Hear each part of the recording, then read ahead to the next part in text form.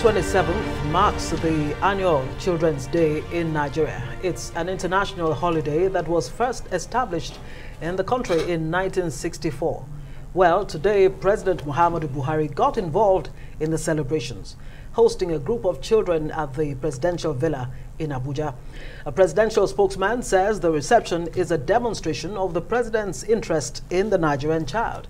He says government's infrastructure development programs and economic recovery schemes are all geared towards creating a better future for children. All right, let's bring in Peter HAWKINS, the country director for Unicef in Nigeria. Thank you so much for joining us on Newsnight. Well, listening to those kids, they're not asking for too much, are they? Fix the roads, give us water, the basic stuff. But with over 10 million out of school in Nigeria, 76 infants die annually of 1,000 live births. 2 million suffer from severe acute malnutrition, also known as SAM. And of course, well, the second highest number of children with stunted growth, about 36%. From your work so far, would you say, what would you say really the state of the Nigerian child is with these numbers? First of all, as a child, you're blessed and you're unique. You hope your mother exclusively breastfeeds you in your first 2 years of your life so that you can thrive and survive and not be stunted, as 27%, 1 1/3 of the population are indeed. And then you will scream and shout to be vaccinated, to really get that. And the vaccination rate in Nigeria has increased year on year, especially over the past 3 years. And there's hope this year and next year, even with the pandemic, that immunization will continue. And then, as you said, you're ready for school. Let's hope you're not one of the 10 million statistics of children not going to school, that you do go to school and then you do thrive, you do learn, you do play, you do start to develop a sense of ambition. Nigerian children are very resilient. They are very talented. We see that all over the world. You see that here in the studio. And they can continue to inspire others to do what they want to do. But it's a tough life, and you have to fight at every corner and you have to prevail. Our job is to help protect those children, give them a platform so that they can celebrate their talent. They can create an environment where they can thrive and aspire. Okay, so from the work that UNICEF is doing all around the country and all around the world, what's your thought in terms of what is the state of the Nigerian child today compared to any other part of the world? Well, the statistics tell a story of its own. Because of the sheer size of Nigeria, the 23 million girls who are girl brides, they are the largest population in the world of child brides. The 1 in 3 who are stunted, they're the largest population. The 13.2 million out-of-school children, it's the largest population of out-of-school children in the world. But it doesn't tell the full story.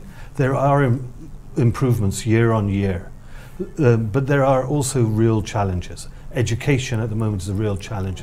It's under crisis.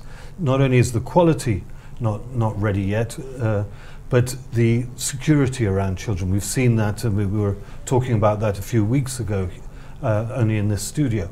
But these are things that we have to overcome and look at the solutions so that children can thrive and survive. His Excellency the President, President Buhari, today celebrated with children, demonstrated the leadership are keen that children are part of the future. They're part of the future, but they're here today, and it's about today to protect them and take them forward. So what is UNICEF doing in terms of interventions, especially when it pertains to education and healthcare? How are you intervening, and what kind of interface with the federal government and, of course, subnationals? Absolutely, and the federal government was intensely involved in both the policy and the execution of whether it be education or whether it be health of the children. But the important part is at state level. That's where the delivery happens, and it's trying to use our limited resources to make sure that the government's substantial resources are used effectively for children. that they are used effectively to deliver the services that the children require, not only today but tomorrow. It's not about the instant fix. It's about the long-term development of that child, the long-term protection of that child. That is the key. Okay, but what are those, I'd like to hear specifics in terms of what you're doing, whether it's innovative solutions that are being deployed, and especially against the backdrop of COVID-19, that has had, some impact. Tell us more about that. Absolutely, and examples of that is looking at oxygen, for example, ensuring that hospitals and states have oxygen, not only for the COVID pandemic, but for the future, especially for newborn children, for the respirators and so on and so forth in the hospitals. But I think the most innovative thing that we can do today is create the space so that the delivery arm of government at state level, say for example on education, that learning is a continuum. Learning can be done at home, can be done in school, can be done in the communities. Digital learning, that's a crucial way of allowing children to jump over the technological barrier. Access for young people to the digital and the data world. They can show their skills and they can benefit from it. It's those sort of things that are crucial. Digital platform expansion will allow school-to-school connectivity, will allow child birth registration and their uniqueness, and goes back to what I said at the beginning. The child here is blessed and is unique. All right. Let's celebrate that. Mr. Hawkins, Country Director in Nigeria for Unicef, thank you so very much for joining us today, and happy Children's Day. Thank you very much for having me. We're all children. Yes. Yes.